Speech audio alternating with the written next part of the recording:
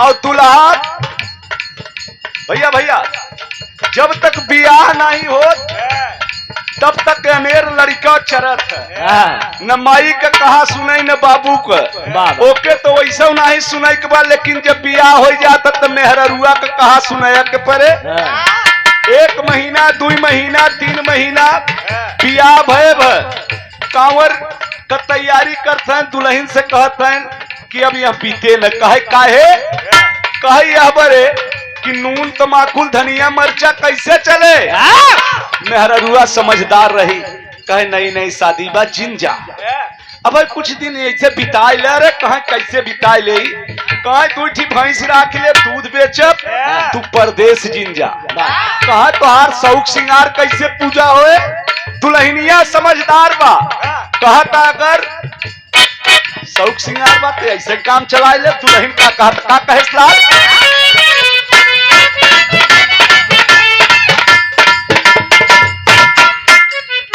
सेवा में श्रीमान बड़े भैया शंकर लाल यादव बारी गांव की धरती से ये मशहूर गांव और यह धरती के नमन बा शंकर भैया के नमन बा।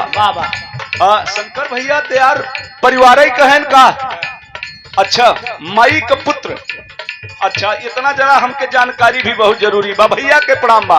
बाबू तू नहीं कहा था का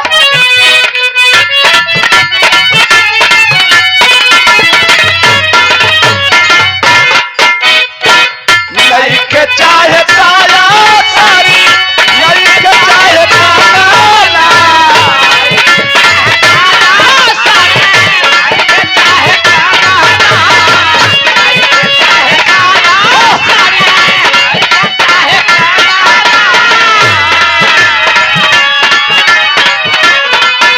नहीं के चाहे साया सारी, नहीं के चाहे काला, रैया हमरे आँखी के सोझा परदेसी मोरे साजना।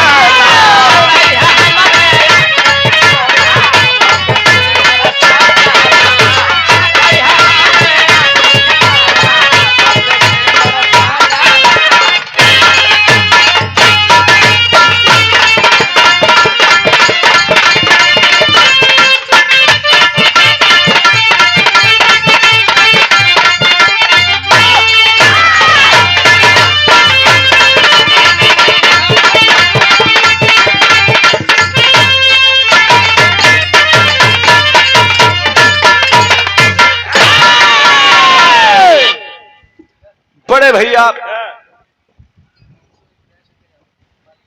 सेवा में श्रीमान परम आदरणीय परम पूज्य दया शंकर यादव बारी गांव के धरती से घर मलिकार न भैया माई के पुत्र बड़े वाले पुत्र के तरफ से 501 रुपया का पुरस्कार बा। संयोग या वियोग बा। हमारी विनती बा कि परिवार वाले थोड़ा सा आप लोग यह निर्गुणी भाव के बैठ के सुन लिया। बिरहा तो बहुत सुन बे बाबू। दया शंकर भैया के चरणों में प्यार भरा नमस्कार। सब भाई के नमस्कार बात। संयोग या वियोग, संयोग का मतलब यह कि आज आप लोगन से भेंट भई, और वियोग माई यह दुनिया से चली गई है बाबू। पूरा परिवार, पूरा गांव देश, पूरा हितनाथ आज माई के 13वीं संस्कार में उपस्थित हैं। माई के जहां भी आत्मा हो उनके उच्च स्थान मिले बाबू। जरा निर्गुण का भाव बा। निर्गुण हमार सुने के पहले विनती एक किया कि दया शंकर यादव 6 पुत्र, मतलब एक तरह से 7 पुत्र, ये आप लोग उपस्थित रही। और हमार विनती बा कि माई के गुण, माई का बखान, माई के बाबू जितना भी वर्णक बा, माई के कर्जा से आज तक कोई अदा नहीं हुआ है। तो माई का कर्जा सबसे बड़ा धर्म या बाबू जे महतारी बाप का सेवा कैले उहई ओकर नैया पार हो गई।